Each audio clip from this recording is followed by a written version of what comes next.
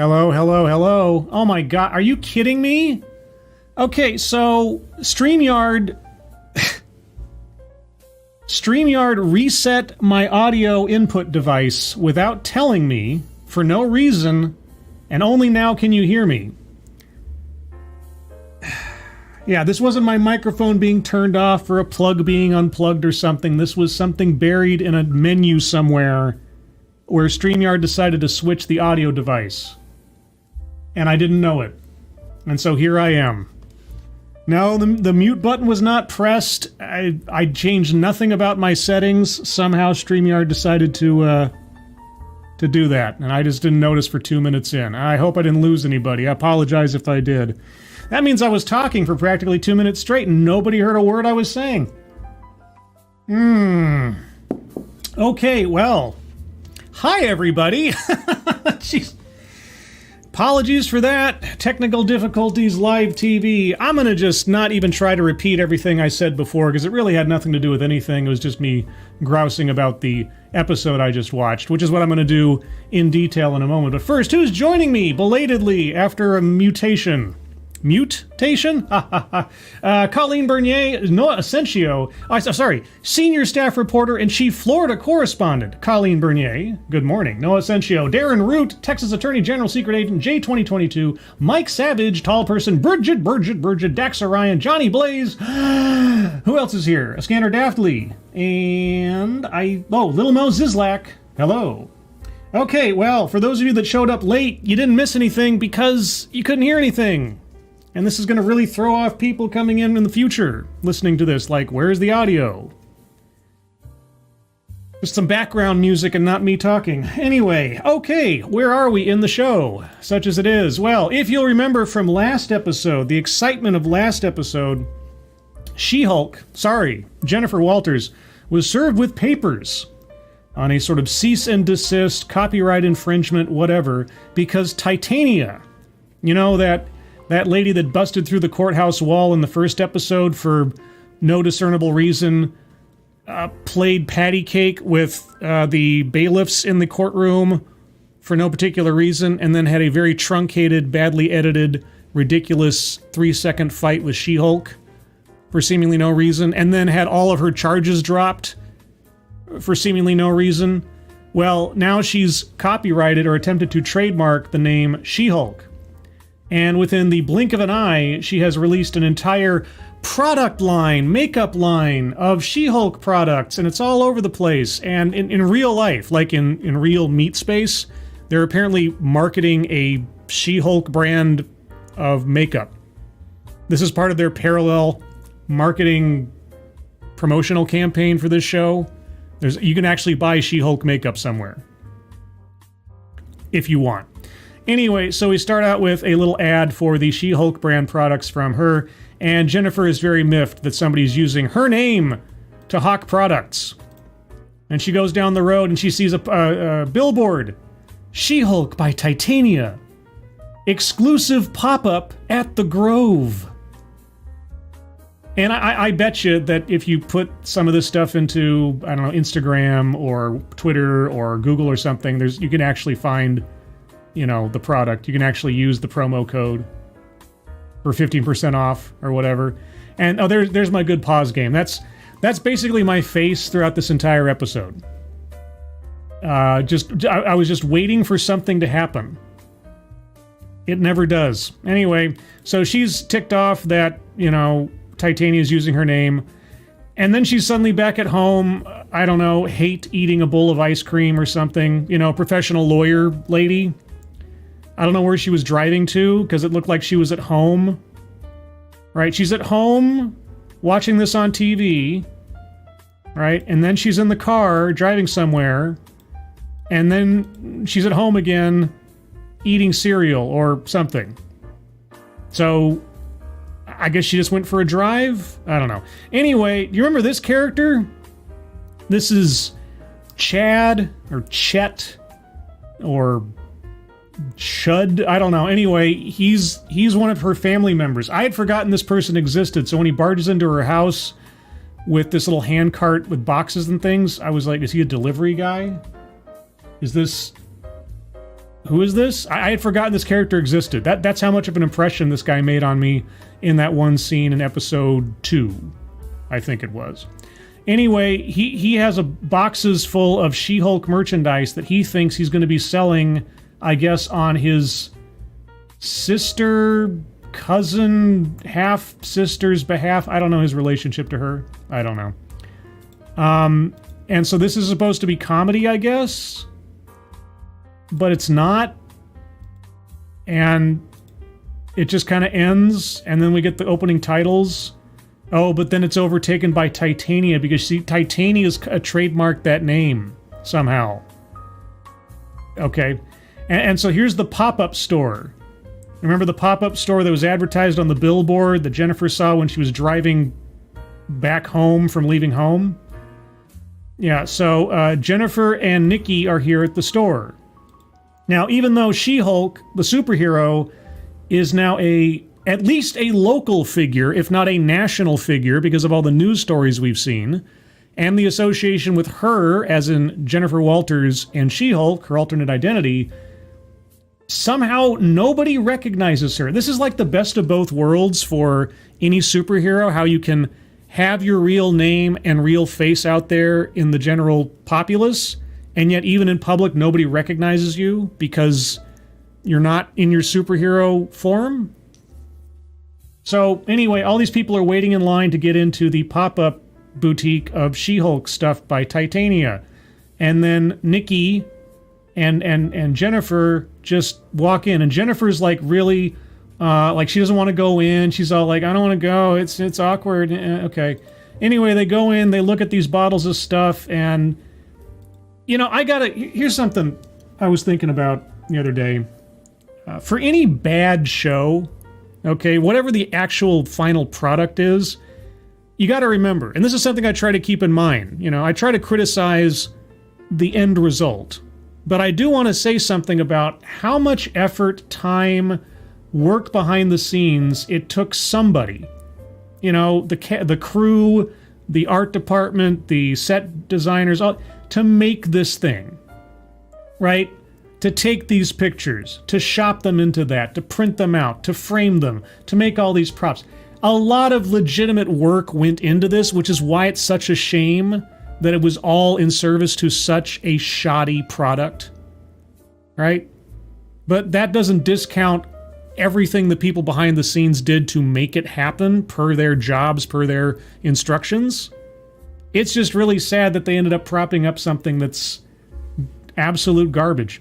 Anyway, so they're going through this little thing, and they're looking at the makeup and complaining about the makeup, and oh my god, this is so cheap and gaudy, and hey, Titania, I need you to stop this. It's my name. And she's like, it's my name. I took it first. You should have trademarked it. I trademarked it before you. And then some fangirl says, can you take my picture with Titania, you stranger who's also She-Hulk?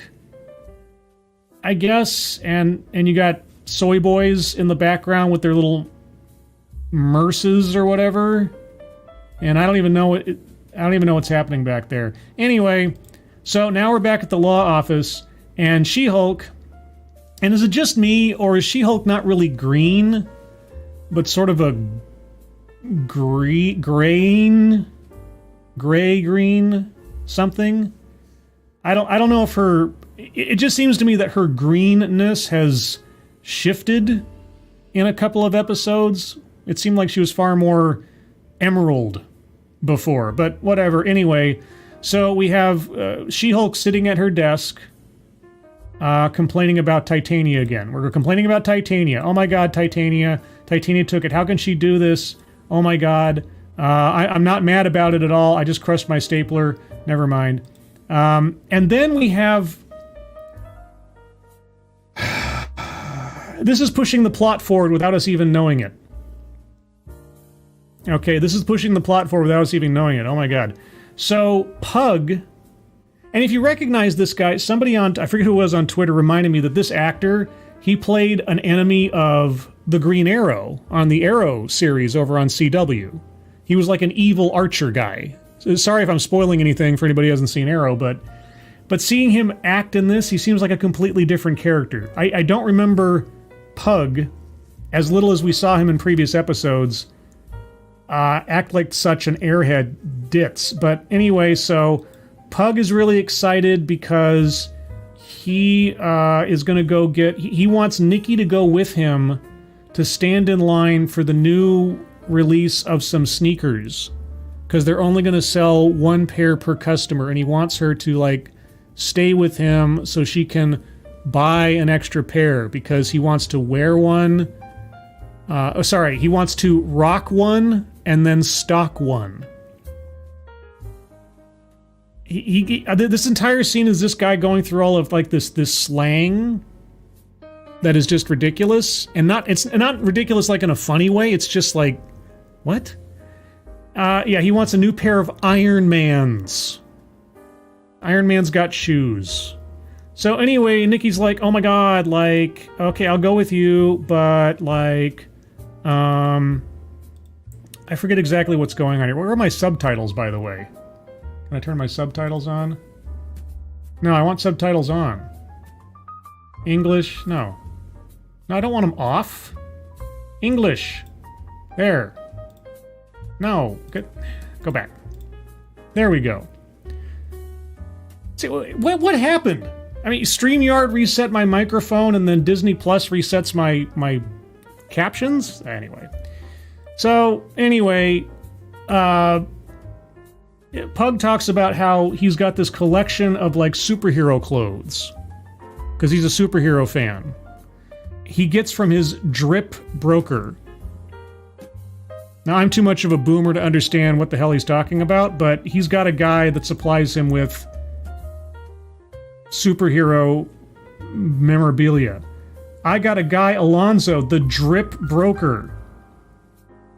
Can this drip broker find someone who could do custom clothing for, say, a superhuman-sized person? This is the plot of the show. She-Hulk needs an outfit. That's it. She-Hulk needs an outfit. That's the important thing. She-Hulk needs an outfit. Why does she need an outfit? Anyway, so they're going off to the drip broker, which is inside of a boba tea thing. Now, I had a thought, and this is completely unrelated to the Marvel Universe. There is a great little collection of short stories in a book that I had back in the 90s. It's called like the Greatest Batman Stories Ever Told. Okay, and it's an anthology of short stories. And one of the short stories in there told a very cool story about the guy who all of the supervillains and Batman go to for their outfits. And his name's like Kitzmuller or something. And he's just some ratty-looking guy who operates a ratty-looking storefront in a bad part of Gotham City. And he's just a curmudgeon. And then he has appointments with different people. Now, the story doesn't tell you who's showing up to his store. You kind of figure that out through dialogue and what they're asking for in their orders and things. Like, one guy comes in, and Kitzmuller or whatever his name is, looks at him and says, oh, here's your outfit. And the guy says, is it in the appropriate shade of green? Does it have the number of question marks I asked for? That kind of thing. You know, it's really kind of cool. It's kind of a cool little world-building thing about just some random guy who's a tailor to all of these weird people. And as they were talking about going to the guy who's going to give superheroes or, like, B-list superheroes their outfits, I had an image in my head. Wouldn't it be cool if... But no. No, we can't be that cool. We have to be silly. So, and not even comedy silly. But anyway, so the boba tea guy, he's like, hey, I'm here for the superhero stuff. If you have a guy named Alonzo and you already know this person, why are you having to whisper to this person? Why are you playing secret? How does this person not already know you? Anyway, so, and then Nikki speaks to the guy in Chinese, and she says, we're not cops. In Chinese. It's okay, we are not cops. And the guy's like, well, I'm not Chinese. What would you say? Uh-huh. I feel so much shame.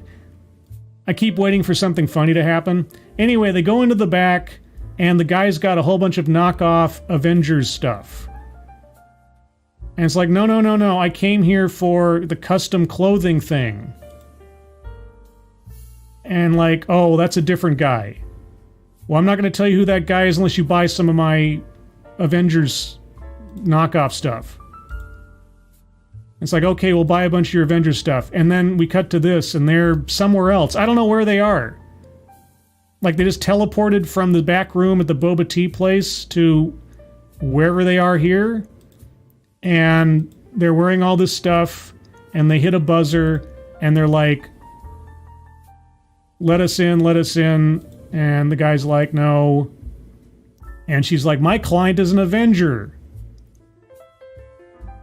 And says, I'll give you a 15-minute consultation. My assistant will set up the appointment.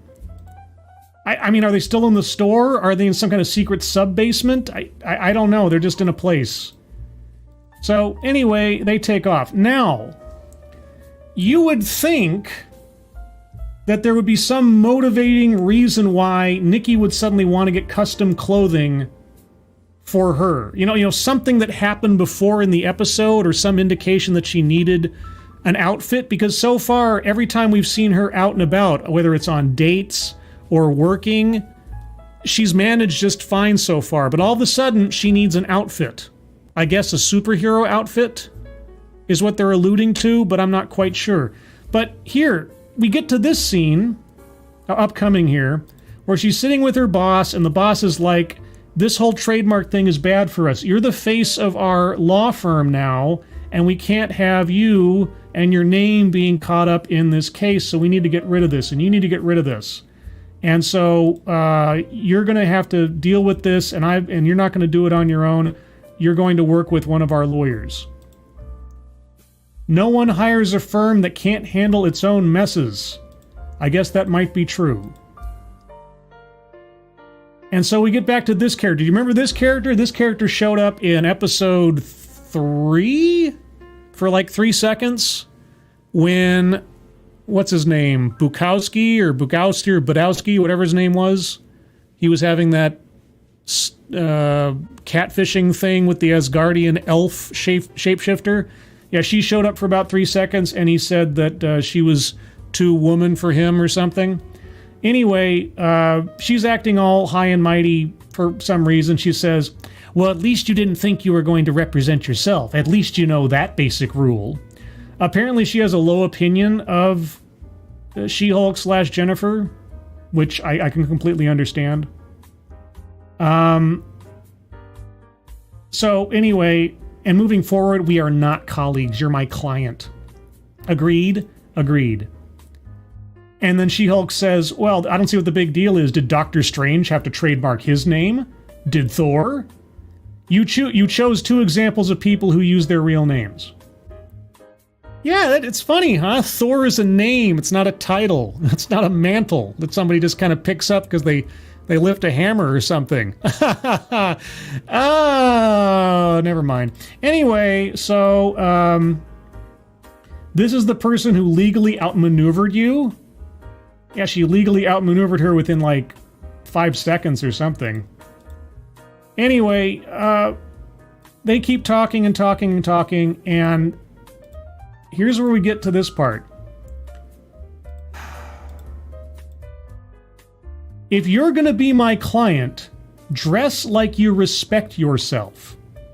Okay, now, this is the key line for the entire plot or subplot of this episode. If you're gonna be my client, dress like you respect yourself. What is she wearing right now? I want you to look at this. This is what she's wearing right now as she's having this meeting. This kind of gray suit and light blue undershirt, okay? Just keep that in mind. So, she needs to dress better. And what was it? Not look like a, what'd she call her? Like a football player with a DUI or something? Anyway, yeah, dress like you're going to respect yourself, and not like a football player pleading no contest to a DUI. Okay, that is the core driver of the show. So She-Hulk needs some new clothes, but fortunately, before this scene even happened, Nikki went off to get her an appointment with a guy to make superhero clothing for her, or special outfits for her. So Nikki did a thing that was needed to happen before the inciting moment for it to be happening. Okay, so Nikki says, yeah, no, I've got a guy and he's going to make clothes for you. Now, if you're going to be my client, you need to dress in a particular way, right? Okay, so we go from that scene. Remember, this is our lawyer, right? This is She-Hulk. We immediately cut to the courtroom scene. What is She-Hulk wearing? The gray suit and the blue undershirt. And her lawyer is now wearing something that you might wear for a hot date, but of course, this is a courtroom. So, if she is your client, she's not dressing any differently than when you were criticizing her for how she dressed. Now, if you can believe it, she never changes this style of outfit throughout any scene in this episode that we are in a courtroom. Anyway, they have this exchange in the courtroom. Your Honor, we move to dismiss this entirely frivolous suit. She copyrighted the name. My client owns the trademark. And then we just cut over to the other lawyer. The public has unanimously identified her with the name She-Hulk in public discourse. Simply put, in order to sell her non-FDA approved sham products, we asked the court to... Anyway, nothing happens here. They go back and forth. There's nothing, there's no jokes, there's no comedy, nothing. And the guy shows clips, video clips of Jennifer decrying the name She-Hulk, saying, the reporter says, She-Hulk, hey, She-Hulk, I will not answer to that name. She-Hulk, She-Hulk. Okay, so she has rejected any ownership of that name. And then, of course, our lawyer brings up a clip that we saw in an earlier episode where she's like, well, people have started calling me She-Hulk, so I just have to own that now. My clients clearly stated that she is She-Hulk. Okay, here's the thing, and I brought this up the last episode too, with like, what if you had a magician who tried to sue another magician for copyright infringement or for trademark or whatever else? Because apparently the superhero law firm so far only handles trademark infringement or stuff. Anyway, could there actually be a real court case in the real world where someone had to go through this, where they had an assumed name that someone else then tried to trademark, and there was actually a fight over who had the legal authority for that name? Is there any kind of real-world precedent you could bring up to at least add a little bit of grounding to this whole situation? I don't know. That's the kind of research I would do if I was writing for this show. But apparently, it's not even worth the time here. But anyway, it doesn't really matter because there's only a foregone conclusion of this. Can you prove a pattern of Miss Walters' personal use of the name? And you'd better, because we're going to go to court. We'll recess until Thursday. Still wearing the outfit that she was wearing in the office, because they've got like one model on their hard drive. Anyway, we go back to the superhero outfit place, and she's still wearing the same outfit. Just has her hair down. And we walk into this secret fashion designer lair, right? Like it's House of Gucci or something back here. I guess. Underneath or next to or somewhere else other than a boba tea shop. And then we get this character. And for the life of me, my reflex action was, is that Tommy Davidson from In Living Color? I thought that was Tommy Davidson. Like, on first glance, I thought, did they get Tommy Davidson? It's not. It's not. I think the guy's name is Griffin Matthews. I don't know who that is. I did not recognize the name. But for the life of me, for a second, I thought, is that Tommy Davidson? Anyway, it's not Tommy Davidson. Anyway, this is our fashion designer, Luke something. Anyway, he's not impressed with his new client. Like, this is She-Hulk. She's going to be one of the Avengers. And Nikki's like, she's the cousin of the Hulk. By blood? He asks. Yeah. Okay. She's going to be a megastar. I thought she already was a megastar. She was all over the news. She had posters everywhere and news reports, and she saved an entire jury, and anyway, he's like, okay, what kind of superheroing do you do? Do you need built-in weaponry, waterproofing, fire resistance? This is the kind of stuff that was going on in that Batman story I was talking about, where like the different people would come in and they'd ask about certain gadgets or certain things they were wanting in their outfits or certain parts of their order that he needed to fix. That would have been a cool scene. That would have been a cool character. This is just... Yeah, anyway. Well, see, here's the thing. I hate to tell Luke this. She-Hulk has done 0 superheroing so far. Unless you call the Titania fight superheroing, which I guess it qualifies, even though the whole thing made no sense. But so far, she's just like sat at a desk, gone out on dates, and complained a lot. Oh, and threw 4 guys into the air that were trying to attack her with magical weapons that had no effect on her. She hasn't, like, made a point of going out and trying to stop crime. She's just kind of had things happen to her that she's had to react to. So, yeah, I don't know when we get to that part. But anyway, everything I make stands up to the highest combat standards. And she's like, I don't really need any of that. I am a lawyer.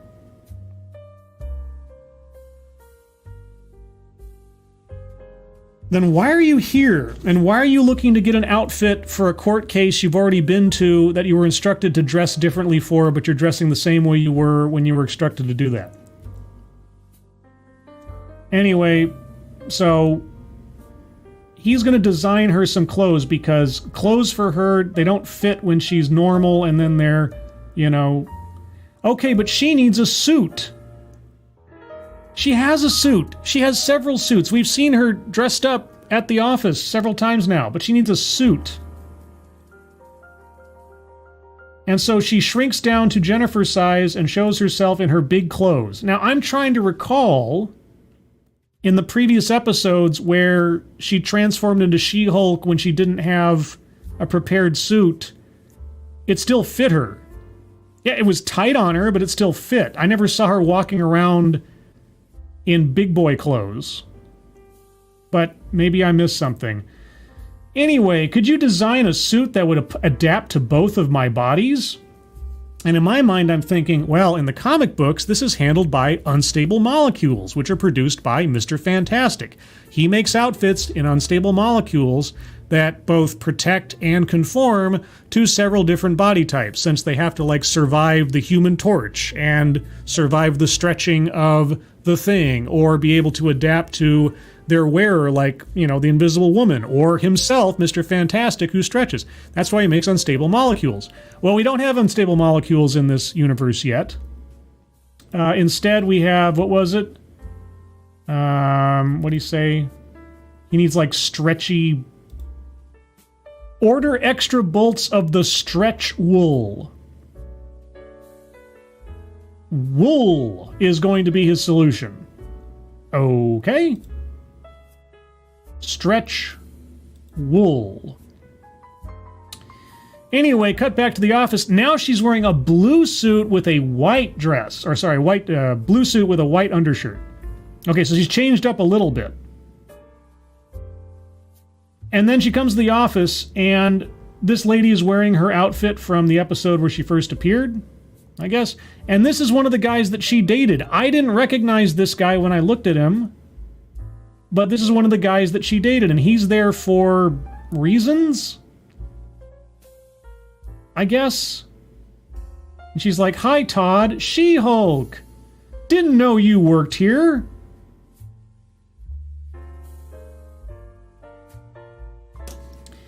She's been all over the news. You were the character on the series of dates who was like obsessed with details about her and you were a fan of hers. And she was She-Hulk for like a day before she moved on to the law firm. You didn't know that you worked here. So either he's lying and is a stalker or just bad writing. I don't know which. I don't know. Anyway, he's here for reasons I don't understand and don't care about. We just have to be reminded that guy exists. And so she and Nikki are sitting around talking about their case and how that guy was creepy. And then Jennifer's like, "Wait a second. I made a dating profile as She-Hulk. And every single one of those dates is a corroborating witness to me having a pattern of identifying myself as She-Hulk. So all of those guys are now evidence in my case. That's how I win this case." Nikki's like, "Jen, that is going to be embarrassing." Uh-huh. And here we are back at the trial, or whatever, and She-Hulk is again dressed in her gray taupe suit and blue undershirt, because no client of mine is going to look like a football player going to court for a DUI, even though it's the same outfit she was wearing when they had that conversation. "Your Honor, we have compelling evidence my client did in fact self-identify with the moniker She-Hulk. Not as a name to exploit in order to sell product, but as a genuine part of her identity." All right? And so they show off the dating profile. And there's only one thing in this show that I chuckled at, and it's about to come up here. So she's reading off of the profile, and she reads the description in the profile for She-Hulk. "Mean, green, and straight poured into these jeans." That's not what I laughed at. Well, again, chuckled. So here it is. "And to answer the question, as in She-Hulk's profile, what are you looking for in a partner?" The answer was, "A sturdy back and reinforced king-sized bed." I admit, I chuckled at that. That was as much as this show got out of me. That was it. JK, JK, JK, because she's just kidding, except she's not kidding. Anyway, we'd like to call our witnesses. So we have about 5 seconds each of some of her dates from the previous episode. And they're just like, "Yeah, I went out on a date with her and she was She-Hulk." Yeah, she's like, "It's me, the real She-Hulk. Impressed much?" Even though you were the guy who was like saying, "How much can you bench?" Or "How much can you deadlift?" or whatever. Because I can deadlift this. She came across a little try-hard, to be honest. I specifically remember her referring to herself as She-Hulk in the third person, and as a writer myself. Anyway, we get about 5 or 10 seconds with each of these guys, just saying that, "Yeah, I went out on a date, and yeah, she called herself She-Hulk." Okay. And she's feeling embarrassed the whole time because she's getting criticized, which I guess is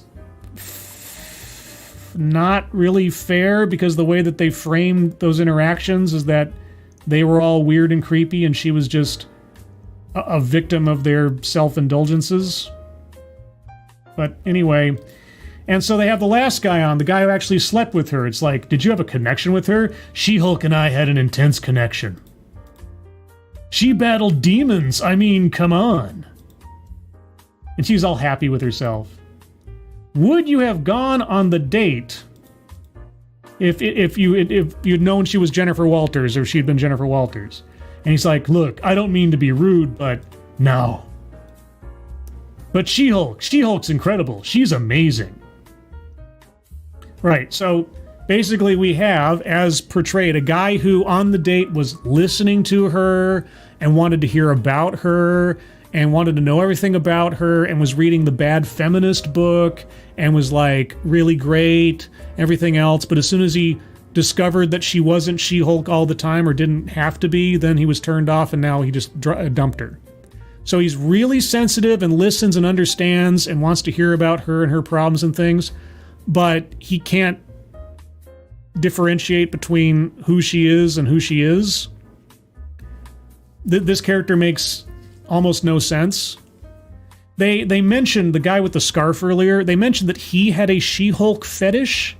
No, this guy has the She-Hulk fetish.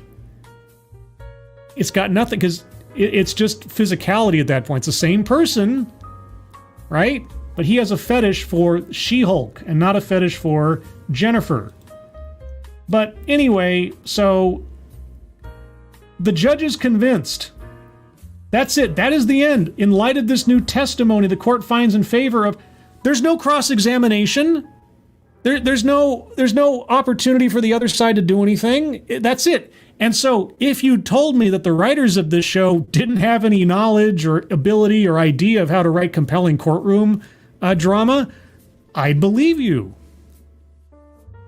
So anyway, She-Hulk wins her case, and the trademark thing is denied, and Titania is out of luck, and Titania's like, this isn't over, hater.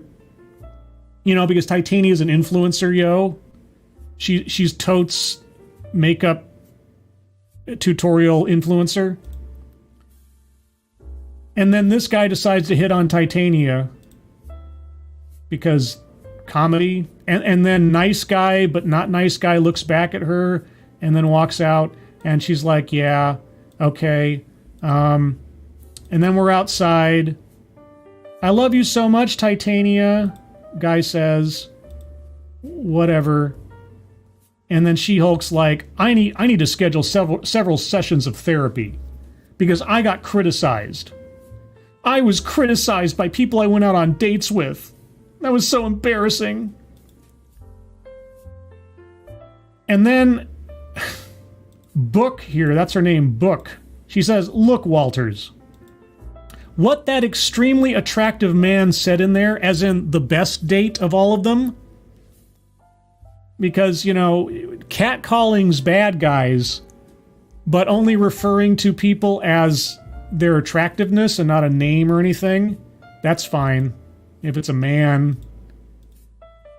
What he said in there, I don't know. You can do better. You deserve better. Yeah, you deserve better than that. Does she? Does she really deserve better?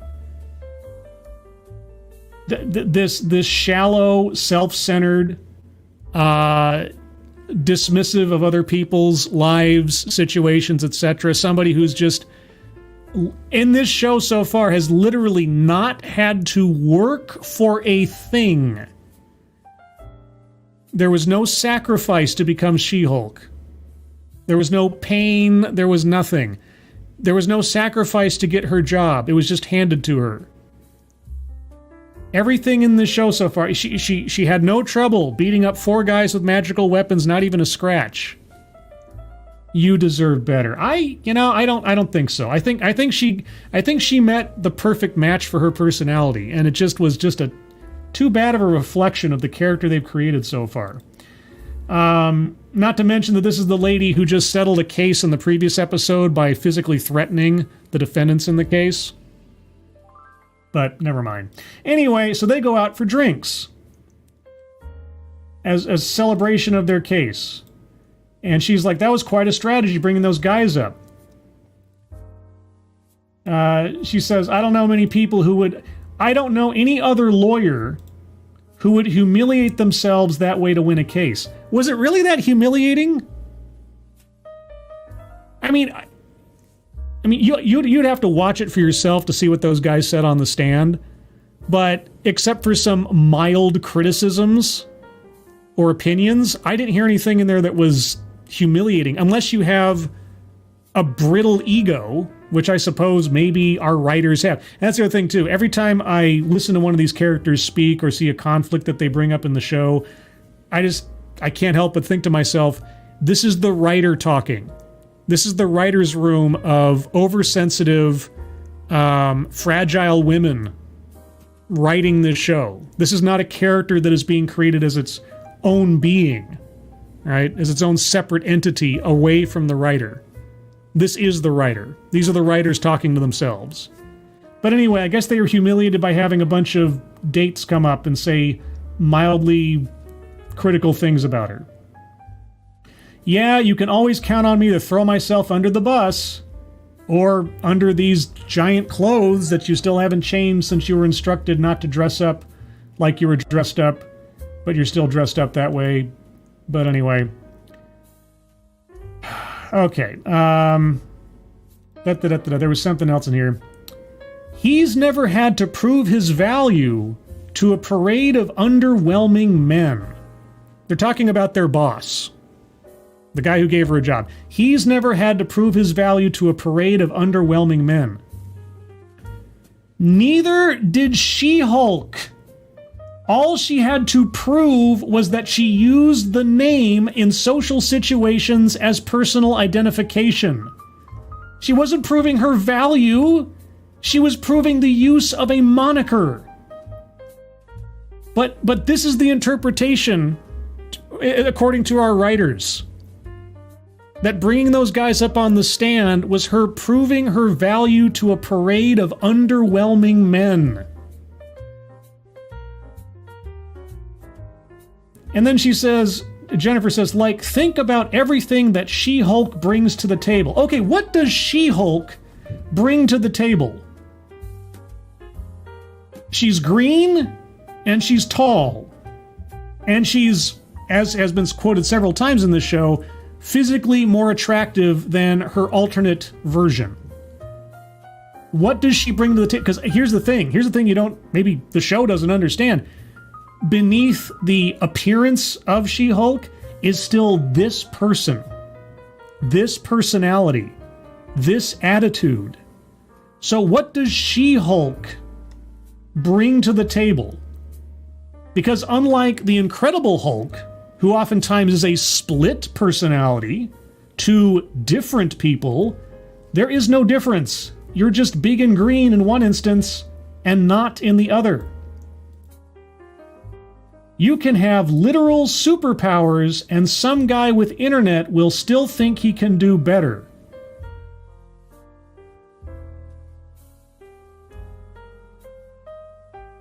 Do you understand the difference between physicality and personality?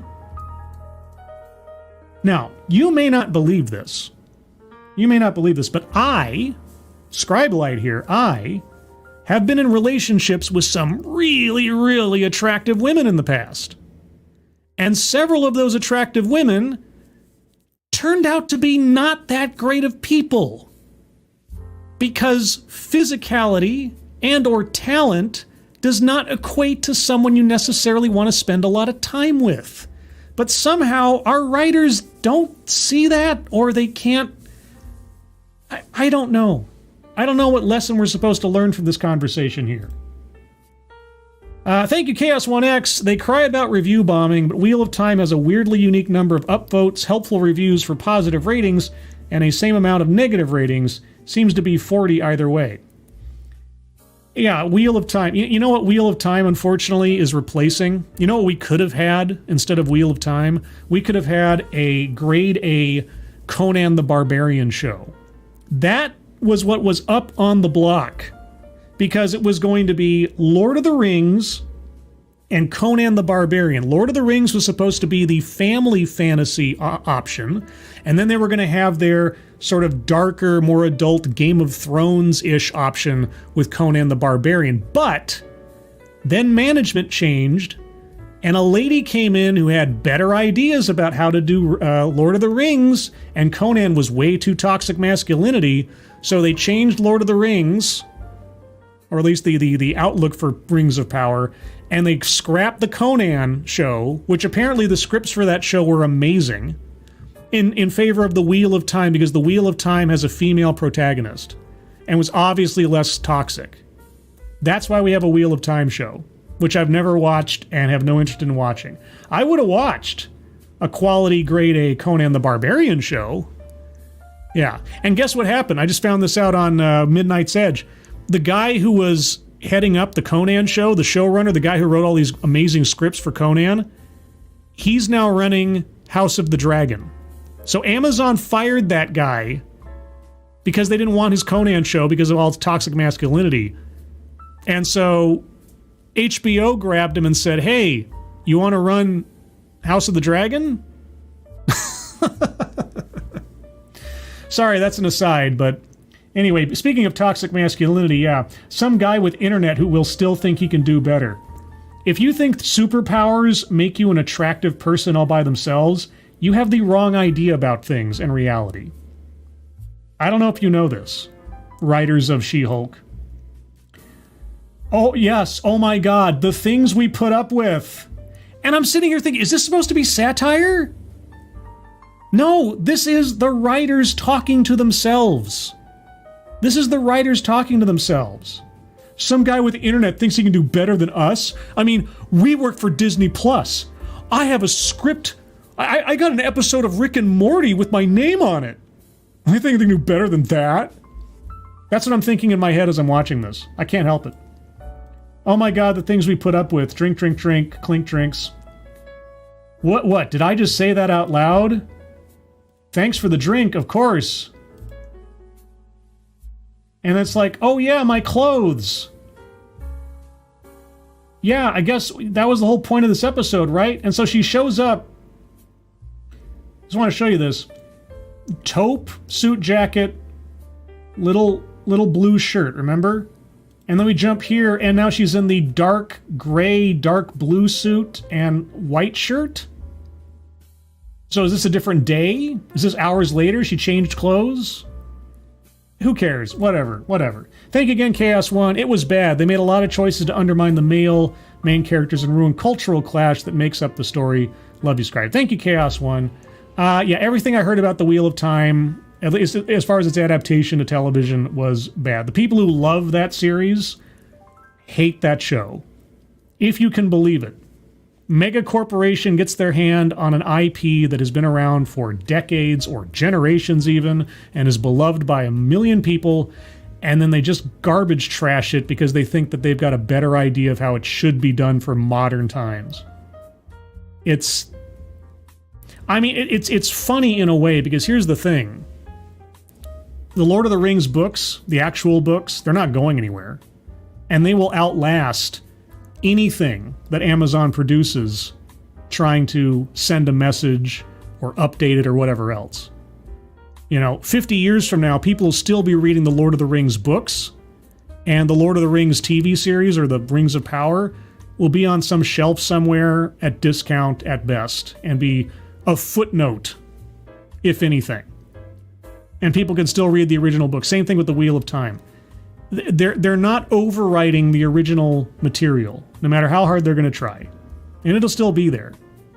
It'll be disheartening for the fans to have to watch the thing that they love decimated by somebody who's got an agenda.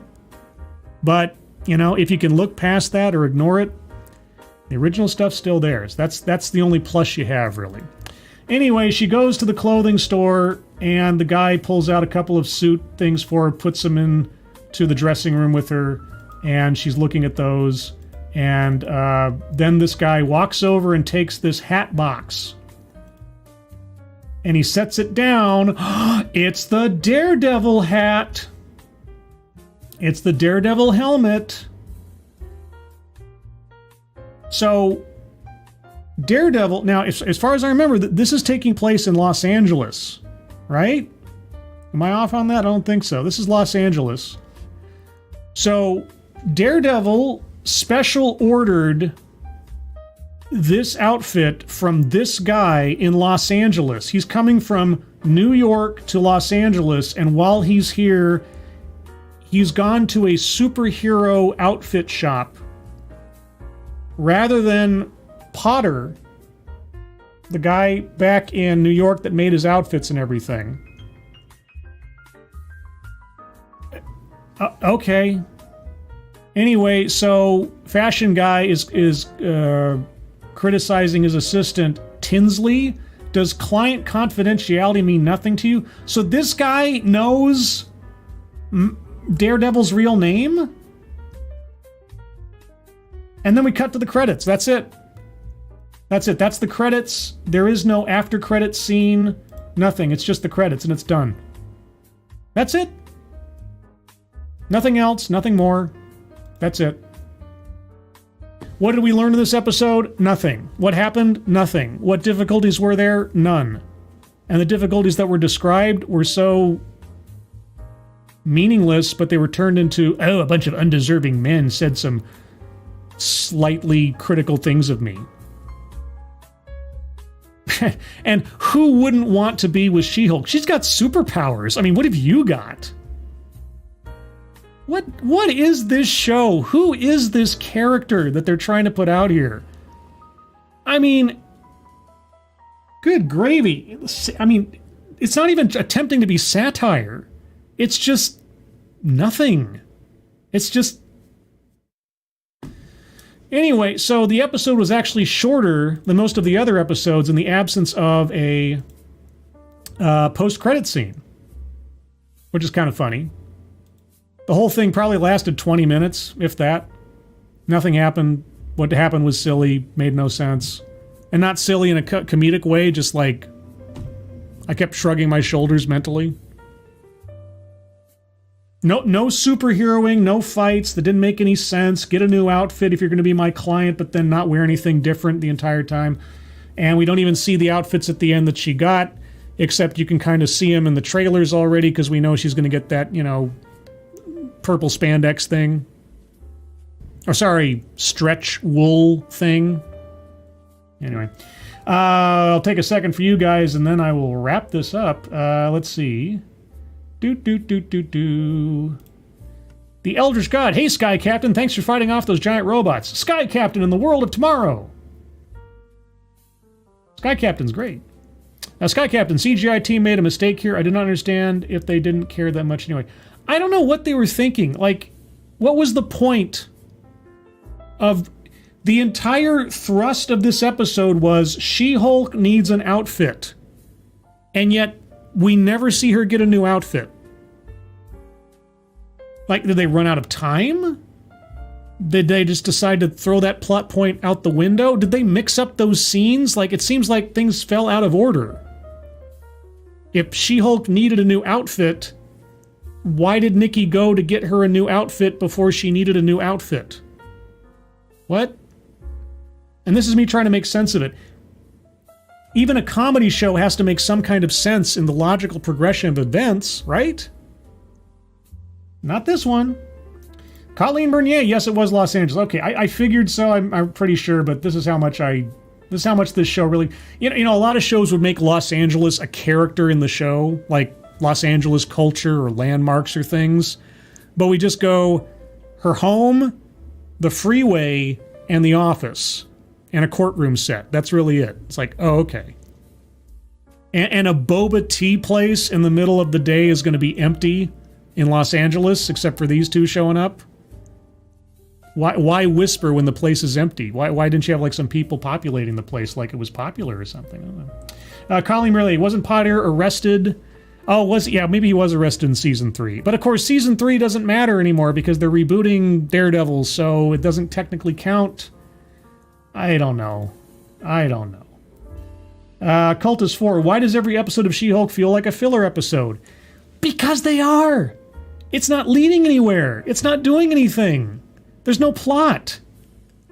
You know, we haven't had these episodes bookended with like some scheming supervillain behind the scenes. The closest we've gotten is the Wrecking Crew showing up and mentioning that they were sent there by the boss or whoever. That's it. As far as there being any kind of overarching plot or threat, that's the closest we've come, and that was in episode 3. And now we're in episode 5, and we haven't had it mentioned since. So, I don't know. All I know is that the guy who showed up in episode 2 or 3, I forget now, either way, she and Nikki were sitting at a bar, in the bar, and some guy walks up and says, hey, you two ladies are all alone. Can't have that. And, okay, somebody's car alarm went off there for a second. That guy, I assume, is going to come back to, quote-unquote, haunt us later. unless the show just put in a creepy guy to put in a creepy guy so they can complain about him, which I could believe. But I'll extend the benefit of the doubt that was foreshadowing to something. Jonathan Cate, this show is just a cheap, thrown-together vehicle to introduce the character before they revamp the Avengers. It could have been something. It really could have been something. Right? I mean, I keep saying it. Imagine if you'd taken the writers, or just a couple of the writers, from Boston Legal and handed this to them. It could have been great. It could have been hilarious. You know? I mean, we've seen how fourth wall breaking, satirical, self-referential superhero stuff can work in an entertaining way. Deadpool. We know it is possible to do this and make it entertaining and funny.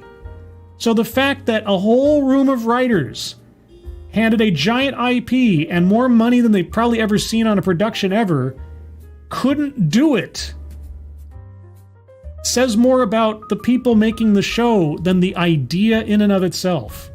Even if you'd never seen the comic books by John Byrne back in the 80s that proved the concept could work, at least, you know.